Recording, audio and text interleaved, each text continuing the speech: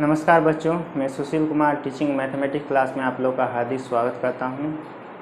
मैं यहां पर बीएससी मैथमेटिक्स और इंजीनियर मैथमेटिक्स के सभी चैप्टरों का काफ़ी डीपली एक्सप्लेनेशन आपके सामने प्रस्तुत करूंगा। काफ़ी इजी मेथड में सभी चैप्टरों को मैं आपके सामने प्रस्तुत करूंगा। मेरा टीचिंग और मैथमेटिक्स काफ़ी इजी होगा, इजी टू अंडरस्टैंड होगा, ताकि आप लोग को अपनी स्टडी करने में कोई किसी भी तरह की प्रॉब्लम ना हो। ठीक है, तो आज मैं अपना पहला चैप्टर जो है बीटा और गामा से फंक्शन से स्टार्ट कर रहा हूँ। ये बीटा और गामा फंक्शन, ठीक है। मैंने ये चैप्टर इसलिए चूज किया है कि ये चैप्टर जो है इंजीनियरिंग मैथमेटिक्स और बीएससी मैथमेटिक्स दोनों के सिलेबस में इंक्लूड है। तो आइए हम स्टार्ट करते हैं बीटा और गामा फंक्शन को। यहाँ पर मैं बीटा और गामा फंक्शन किसे कहते हैं ये चीज़ बताऊँगा। बीटा और गामा फंक्शन की जो इम्पोर्टेंट प्रॉपर्टीज़ है उस प्रॉपर्टीज़ को आपके सामने प्रूव करके बताऊँगा। इससे रिलेटेड जितने भी इम्पोर्टेंट थ्योरम है उन सब का प्रूफ बताऊंगा। इससे रिलेटेड जितने भी इम्पोर्टेंट क्वेश्चन है उन सभी क्वेश्चन का मैं आपके सामने कंप्लीट सॉल्यूशन पेश करूंगा, ठीक है, ताकि आप लोग को किसी भी तरह की कोई प्रॉब्लम नहीं हो इस चैप्टर को समझने में, ठीक है। तो चलिए हम स्टार्ट करते हैं। तो सबसे पहले मैं बीटा फंक्शन से स्टार्ट करना चाहता हूँ। तो बीटा फंक्शन क्या होता है? ये एक तरह से इंटीग्रल फंक्शन होता है। जैसे कोई सिंपल फंक्शन होता है उसी तरह बीटा फंक्शन भी एक फंक्शन है, लेकिन ये फंक्शन जो है एक इंटीग्रल फॉर्म में होता है, ठीक है। तो क्या होता है एक बार मैं इसको बताता हूँ।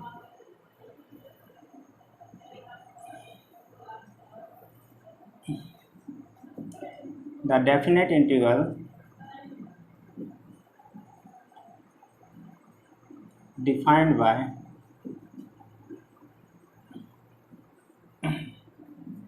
Beta mn is equal to integration 0 to 1 x raised to power m minus 1 into 1 minus x raised to power n minus 1 into dx, where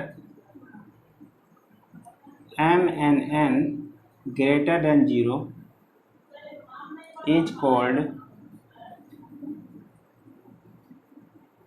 beta function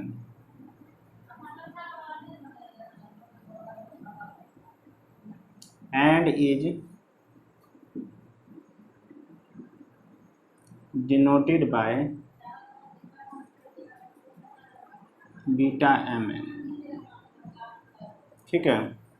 तो बीटा फंक्शन क्या है? एक डेफिनेट इंटीग्रल है, ठीक है। ये क्या है? एक डेफिनेट इंटीग्रल है। डेफिनेट इंटीग्रल उसे कहते हैं जिस इंटीग्रेशन का लोअर लिमिट और अपर लिमिट गिवन होता है, ठीक है। तो ये डेफिनेट इंटीग्रल फंक्शन है, ठीक है, जिसमें क्या होता है x raise to power m minus 1 होता है और इनटू में 1 minus x raise to power n minus 1 होता है, ठीक है। और यहाँ पर m और n क्या होता है? ग्रेटर देन 0 होता है, यानी कि पॉजिटिव रियल नंबर होता है, ये जो है नेगेटिव नहीं होता है, ठीक है। तो इस टाइप के फंक्शन को ही हम बीटा फंक्शन कहते हैं। ये एक स्पेशल टाइप का इंटीग्रेशन फॉर्म हो गया, एक स्पेशल टाइप का इंटीग्रेशन फंक्शन हो गया। इसी फंक्शन का नाम जो है बीटा mn है, ठीक है। और इसको हम जो है बीटा mn से डिनोट करते हैं। ये इसका नोटेशन फॉर्म हो गया, इस इंटीग्रेशन का ये नोटेशन फॉर्म हो गया। इस नोटेशन फॉर्म में आप देख रहे होंगे खाली m और n हमें नज़र आ रहा है। तो इसका मतलब ये हुआ कि बीटा फंक्शन जो है m और n की वैल्यू पर ही डिपेंड करता है, ठीक है। यहाँ पर x और 1 माइनस एक्स जो है ये फिक्स रहता है, खाली m और n की वैल्यू को ही या m और n की वैल्यू ही चेंज होती रहती है। m और n की वैल्यू के चेंज से ही इस इंटीग्रेशन जो बीटा फंक्शन की वैल्यू जो है वो चेंज होती रहेगी, ठीक है। तो एग्जाम्पल से भी मैं क्लियर करके दिखाता हूँ। अच्छा, एक चीज़ और कि मैं यहाँ पर डेफिनेट वर्ड यूज कर रहा हूँ, डेफिनेट इंटीग्रल। इंटीग्रल तो समझ गए कि ये इंटीग्रेशन है, लेकिन डेफिनेट क्या होता है इस चीज़ को मैं एक बार फिर से एक्सप्लेन करके आपको बता देता हूँ कि ऐसा इंटीग्रेशन जिसका लोअर लिमिट और अपर लिमिट गिवन होता है उसको डेफिनेट इंटीग्रल बोलते हैं। क्यों बोलते हैं उसका रीज़न मैं आपके सामने प्रस्तुत करता हूँ। एग्जाम्पल के तौर पर जैसे कि मान के चलो एक इंटीग्रेशन x dx ले लेता हूँ मैं, ठीक है।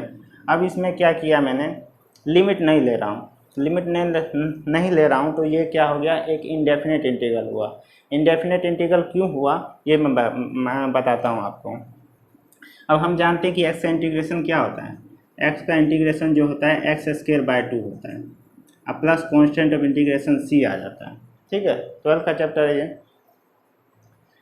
तो यहाँ सी जो होता है ये कांस्टेंट क्वांटिटी होता है, लेकिन कांस्टेंट क्वांटिटी की वैल्यू क्या होती है, 1 है, 2 है, √2 है, √3 है, 7.5 है, क्या है हमें नहीं पता होता है। तो ये जो सी जो होता है यहाँ पर अननोन क्वांटिटी होता है।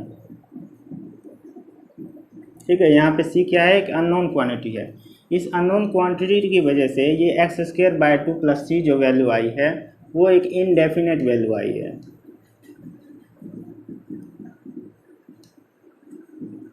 ठीक है, तो ये जो वैल्यू इनडेफिनेट वैल्यू आई है, इसी वजह से इस इंटीग्रल को जो है इनडेफिनेट इंटीग्रल बोला जाता है।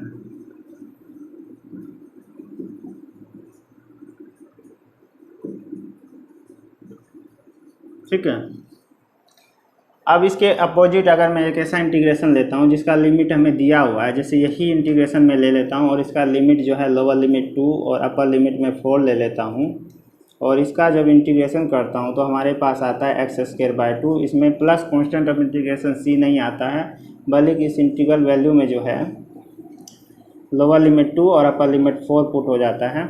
ठीक है, और इसको आगे कैसे सोल्व किया जाता है, 1/2 मान लिया, ये कांस्टेंट बाहर आ गया, अंदर जो है x² हमारे पास रह गया और लिमिट लग गया इसमें लोअर लिमिट 2 और अपर लिमिट 4।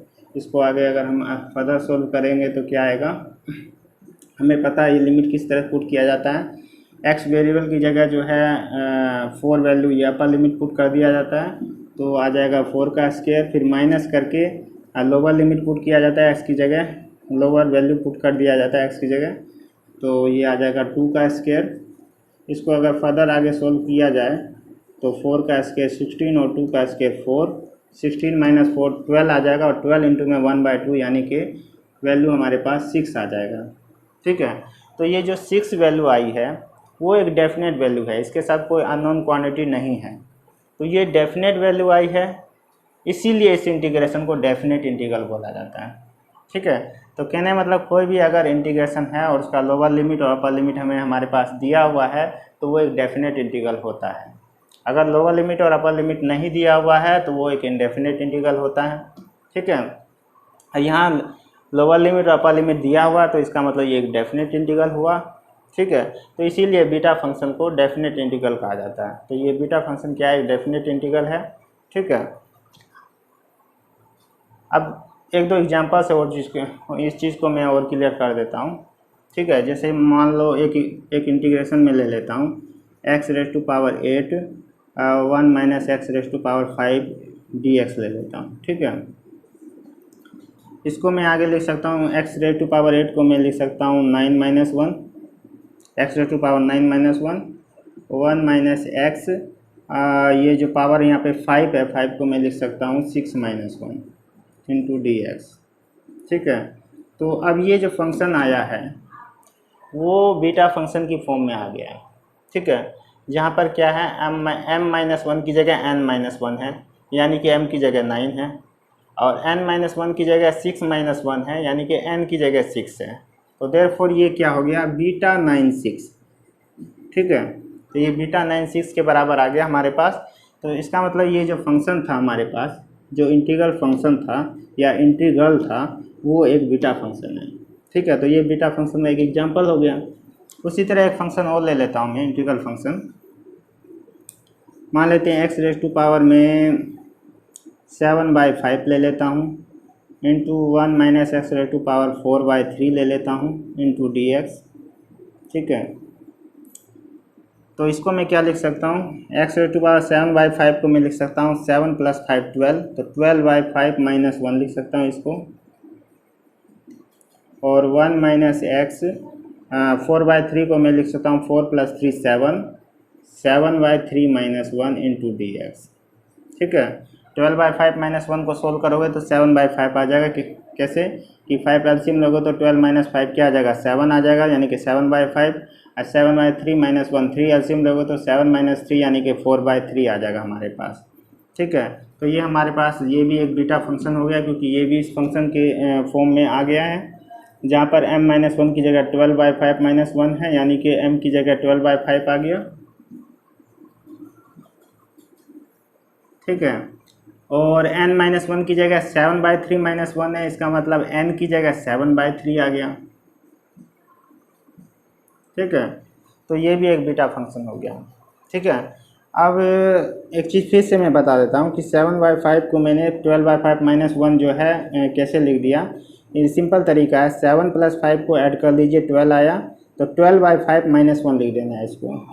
4/3 है यहाँ पर, तो 4 और 3 को ऐड कर लीजिए 7, तो 7/3 लिख लेना है और फिर -1 कर देना। तो इस तरह से हम जो है इसको हम m-1 और इसको हम n-1 की फॉर्म में इजीली लिख सकते हैं। ठीक है, तो ये दोनों एग्जांपल जो है बीटा फंक्शन का एक एग्जांपल हो गया। अब हम बीटा फंक्शन की कुछ इंपॉर्टेंट प्रॉपर्टीज़ को आपके सामने प्रूव करके बताऊंगा। इसकी सबसे एक मोस्ट इम्पोर्टेंट जो प्रॉपर्टी है वो ये है कि बीटा फंक्शन जो है एक सिमेट्रिकल फंक्शन होता है। ठीक है, सिमेट्रिकल फंक्शन क्या होता है ये चीज़ मैं आपको बताता हूँ।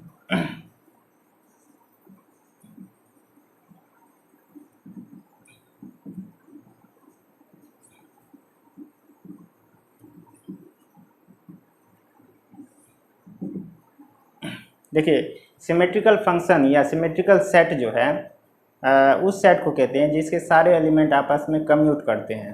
अब कम्यूट क्या चीज़ होता है कि जैसे मान लो a इंटू बी अगर इक्वल टू b इंटू ए आ जाए तो हम कहते हैं कि a और b आपस में कम्यूट कर रहे हैं। तो ऐसा सेट जिसके सारे एलिमेंट आपस में कम्यूट करें तो उस सेट को हम कहते हैं कम्यूटेटिव सेट या सिमेट्रिकल सेट।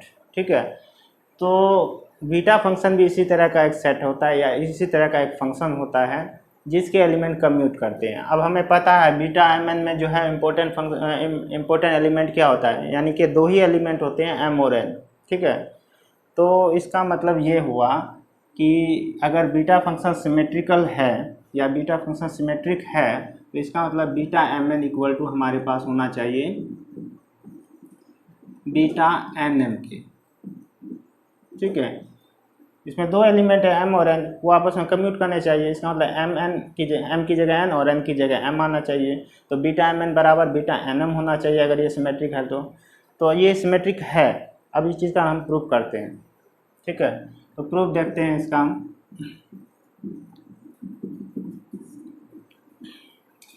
देखिए, बाय डेफिनेशन हम जानते हैं कि बीटा mn क्या होता है।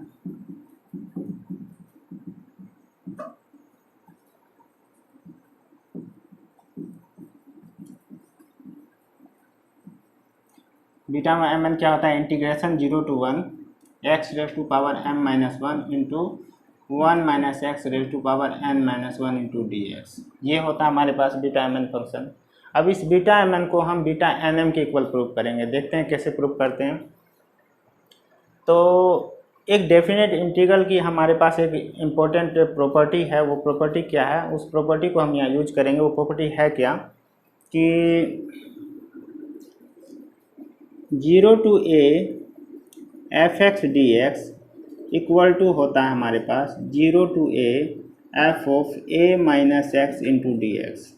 ठीक है, ये डेफिनेट इंटीग्रल की एक इम्पोर्टेंट प्रॉपर्टी है कि कोई इंटीग्रेशन किसी फंक्शन f(x) का अगर इंटीग्रेशन है 0 to a, लिमिट उस पर लगी हुई है, तो ई x की जगह हम अपर लिमिट -x अगर उस फंक्शन में रख देते हैं तो उस डेफिनेट इंटीग्रल की वैल्यू में कोई चेंज नहीं आता है। ठीक है, अब यही प्रॉपर्टी हम इस बीटा mn में लगाएंगे। ठीक है, तो देखते हैं क्या होता है। Using property of definite integral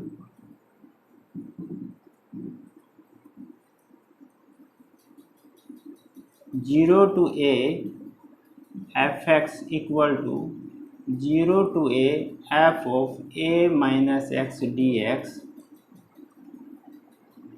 in equation 1, इसे इक्वेशन 1 कह देते हैं। ठीक है, तो इस इंटीग्रेशन में हम इस प्रॉपर्टी को यूज करते हैं तो हमारे पास क्या मिलता है, देन वी हैव